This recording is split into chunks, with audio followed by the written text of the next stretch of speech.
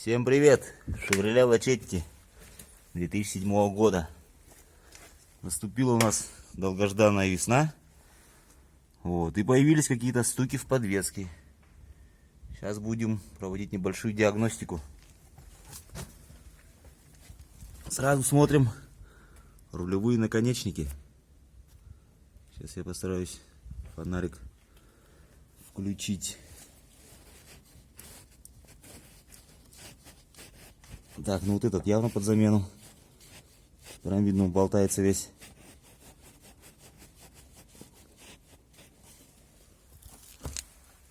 Смотрим другой. Вот он другой. Этот мертвый прям. Он вообще не болтается. Ну не мертвый, а то есть как бы еще походит. Вот. Стойки стабилизатора.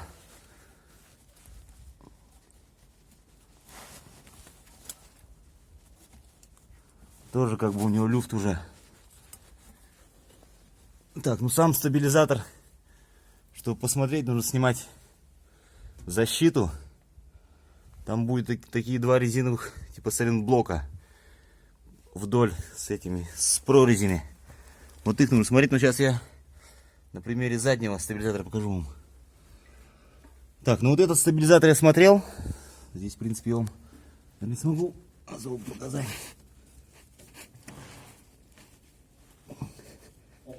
Этот как бы толком не болтается, вернее не стабилизатор, а сама стойка стабилизатора. Она как бы здесь еще более-менее живая. Но если менять, то менять надо сразу с двух сторон. Вот, поэтому по передку два рулевых наконечника, стойки стабилизатора. Сразу же надо будет две втулки заказать. Они стоят, я думаю, копейки. Вот, поэтому мы их закажем, тоже поменяем. А здесь еще, но это я вам попозже покажу.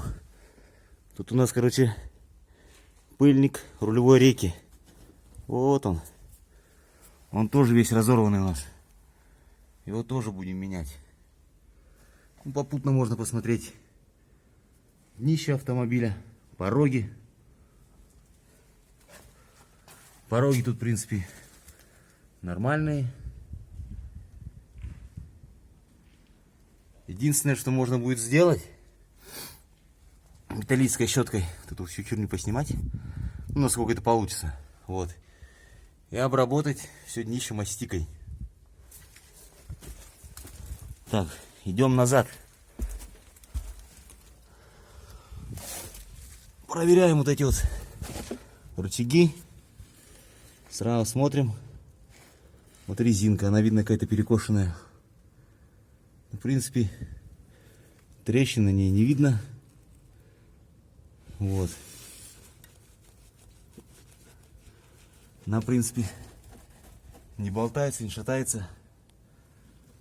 Смотрим вот эту, тоже проверяем. Здесь как бы тоже нормально все. Короче, не должно быть никаких люфтов, никаких стуков. Эту также проверяем. Вот так вот. Сюда покрутили, вверх-вниз как бы, пробуем, смотрим. Так, здесь, в принципе, тоже все неплохо. Вот еще одна тяга. Как я понимаю, реактивная тяга. Ну, тоже резинка вроде бы здесь без видимых повреждений. Также осматриваем другую сторону автомобиля.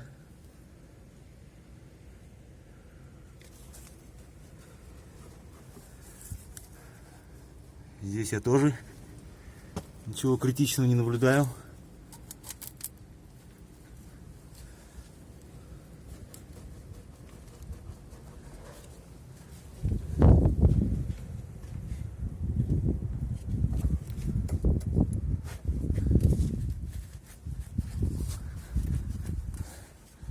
Здесь тоже все еще неплохо.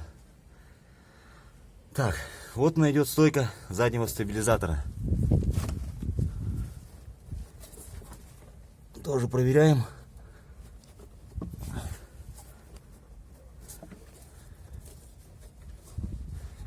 Вот в этой шаровой, ну, как сказать, опоре тоже не должно быть таких люфтов никаких, ни стуков, ничего как бы.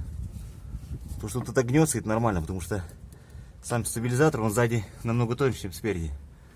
Вот они втулки, про которые я говорил. Такие же стоят спереди. Здесь я вот смотрю, а внутри как бы там все нормально. Вот он, стабилизатор идет. Вон она, вторая втулка стабилизатора.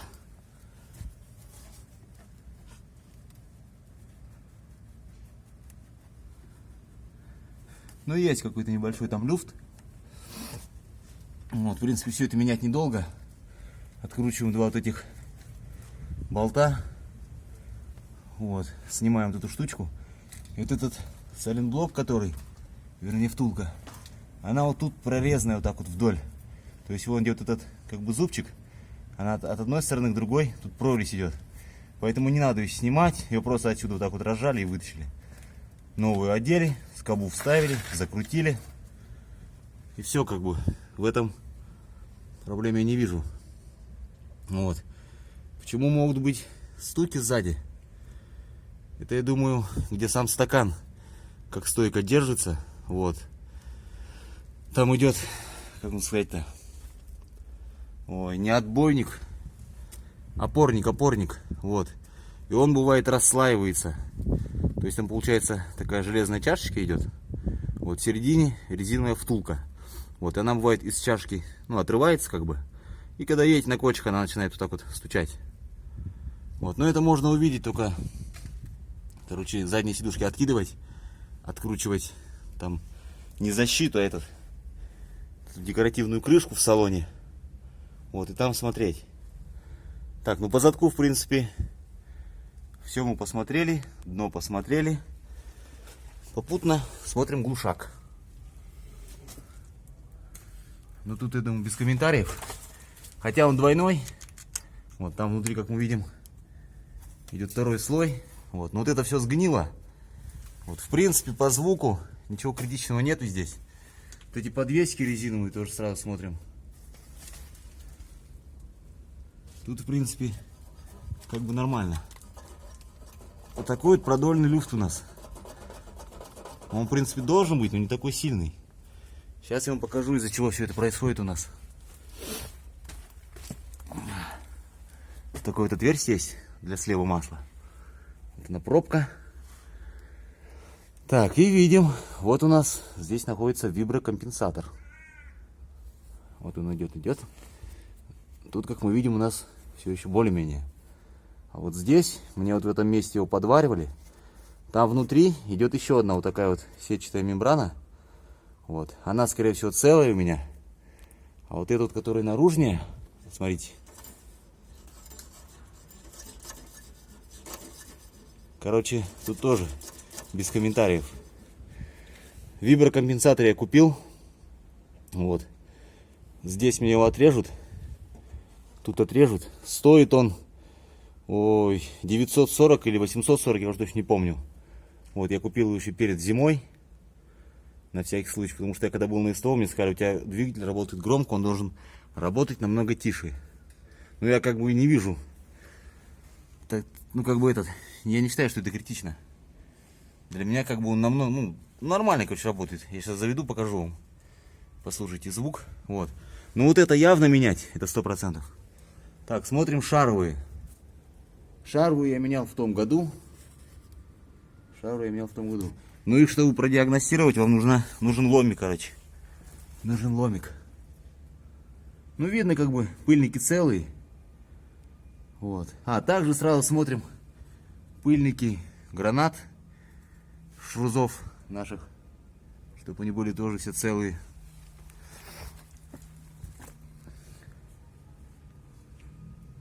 Здесь тоже как бы все целое. С этим проблем нету. Единственное, вот они у меня не хрустят, никаких звуков не издают. Вот идет звездочка АБС. Вот он, датчик АБС стоит. Вот эти датчики всегда должны быть чистые. Чтобы бывает, если датчик грязный, вот эти штучки забиты, он неправильно будет считывать информацию. Вот, у меня были моменты, когда зимой несколько раз загорался АБС. Вот, ну поездив Вот так вот день-два он горел у меня. Потом заезжаю на мойку, хорошо мою подвеску, прям хорошенько. И все. Все пропадает. Ну вот это явно менять. Тут прям даже особых усилий не нужно. Вон видно, он болтается весь. Так, шаровые. Шаровые я брал самые дорогие, на Лачете они стоят 750 рублей. Вот, замена стоит, по-моему, 300 рублей. Это уже, ну, как бы не родные. Родные они, вернее, которые заводские, они стоят на клепках. Вот, чтобы поменять заводские, нужно клепки высверливать. А которые такие уже, они продаются вот на болтах. То есть высверлили новые, вставили, закрутили. Самые дешевые, ой, как их называют, шаровые, стоят 350 рублей. Короче, как на классику. Вот, но есть моменты, конечно, где-то дороже, где-то дешевле. Вот она, втулочка идет. Вот она резиновая, не могу туда подлезть. Вот он идет сам стабилизатор, а вот втулка идет стабилизатора переднего. Но ее там проблем нет поменять. Главное снять защиту. Вот там мы ее поменяем. Сами втулки. Но это не сейчас. Сейчас просто как бы приехали на яму. Такую небольшую диагностику визуальную провести. Вот, чтобы хотя бы примерно знать, какие заказывать запчасти. Подушка двигателя нижняя. Трещинка. Ее уже вскоре, я думаю, тоже нужно будет менять. Также этой весной или этим летом будем менять жидкость в гидроусилителе, так как она у нас уже, не знаю, ну, короче, черного цвета. Должна быть она красная, она у нас черная. Поэтому будем менять ее. Вот с этим делом я пока поезжу. Когда будет критичен, то да, уже нужно будет менять. Скорее всего, здесь ничего не откроется. Не скорее всего, процентов на 90. Поэтому. Так, ну вот тут у нас есть какое-то соединение вроде бы. Если попробую посмотреть. Да, вон там он стык есть. Нужно будет, короче, вот отсюда. Вот, то есть отсюда. И всю вот эту штуку вот. До сюда, по-моему, менять. Вот, то есть две вот этих банки сразу под замену. Можно было, конечно, одну поменять, но вы сами видите, какая здесь ситуация. И тут, я думаю, без вариантов. Ну, экран где-то загнул. Это, как я понимаю, звукоотражающая фигня вот эта вот. Так, ручник тут не работает.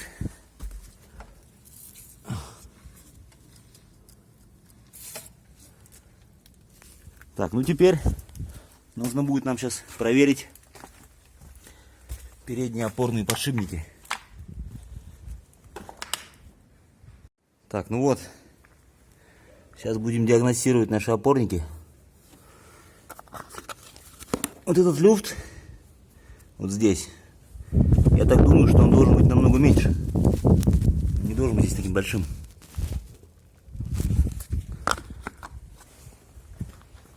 Так, сейчас с этой стороны посмотрим. Ну, здесь то же самое, как бы. Ну, сейчас мы их проверим. Так, чтобы нам их проверить, ставим машину на ручник, либо на скорость. У меня ручник не работает, поэтому я поставил на скорость. Сейчас поднимаем перед, чтобы колесо у нас висело. Вот. Ну и дальше я вам сейчас покажу все. Так, ну вот поддонкратили машину. Такой у нас донкрат двухтонник. Вот, короче, вывешиваем колесо. Вот видно, оно у нас, ну, короче, висит. Вот. И теперь, сейчас, подожди-ка. Теперь смотрим вот сюда вот. Давай. Вот видно, да? Есть люфт. Он не критичный, как бы. Но вот из-за этого по-любому есть стуки. Это 100%. Поэтому вот эту опору ее менять. Тут, в принципе, ничего сложного тоже нет. Вот эту вот гайку нужно выкрутить. По-моему, ключ на 17 тут такой внутренний вставляется. И вот эта вот штучка фиксируется. Тут я не помню, сколько ключик. Вот, чтоб, то есть, ну, чтобы сам шток не прокручивался. Здесь выкручиваем. Ну и потом, вот там сама стойка. Вон он один болт. Там снизу еще один болт. И обязательно нужно будет открутить стабилизатор. Вот болт идет. Вот он болт. А вот сама стойка стабилизатора идет. Ее тоже убираем. Вот, ну прежде чем... А, нет, да, вот это все открутили, сняли, короче, саму стойку. Вот, потом нужно будет зажимы. То есть пружину сжимаем. И уже дальше разбираем. Выкручиваем наш вот этот отбойник. Не отбойник, блин.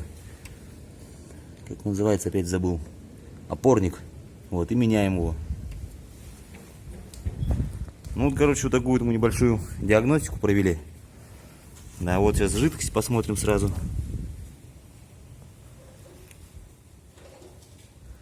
Но она красноватая, но она прям очень мутная. Поэтому ее мы тоже будем менять. Сейчас у нас только весна наступила. Все это будем делать попозже, как потеплеет.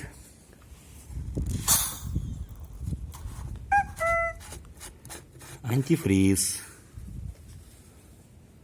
Ну тут он как бы чистенький. Видно.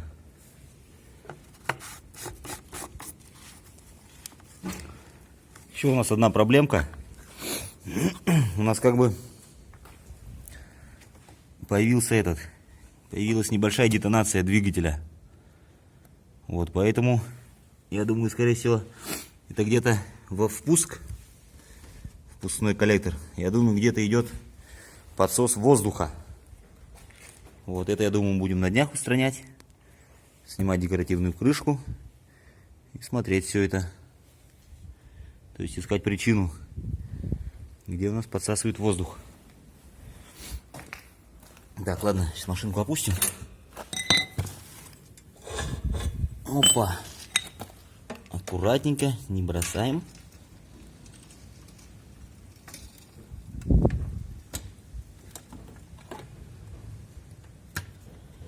Удобный донкрат. Сейчас мы его уберем. Так. Сейчас я движок запущу. Блин, извиняюсь за ветер. У нас тут погода такая. Приехали в гараж. Не в гараж, а на яму. И заброшенные ангары у нас здесь. Вот. И тут как бы все машины ремонтируют. Вот. Так. Сейчас запустим движку.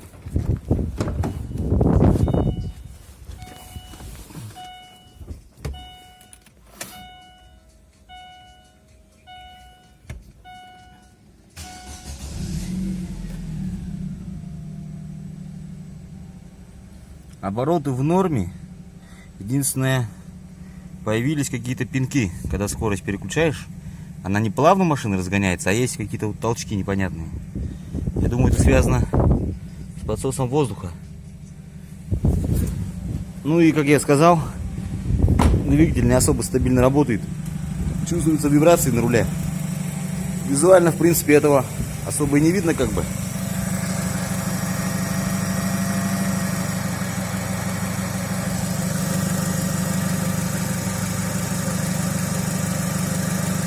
Ну вот так чуть-чуть видно. Ну, вот здесь вот поверху. Но до этого, я хочу сказать, движок работал намного мягче. Так вот руку ложь, и прям чувствуется.